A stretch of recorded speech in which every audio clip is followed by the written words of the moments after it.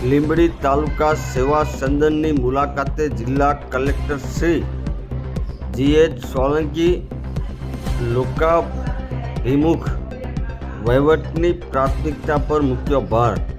જનસેવા કેન્દ્રના અરજદારો સાથે પ્રત્યક્ષ સંવાદ કર્યો. સ્થાનિક સ્વરાજ્ય ચૂંટણી 2026ની પૂર્વ તૈયારીઓ અંગે માર્ગદર્શન આપ્યું.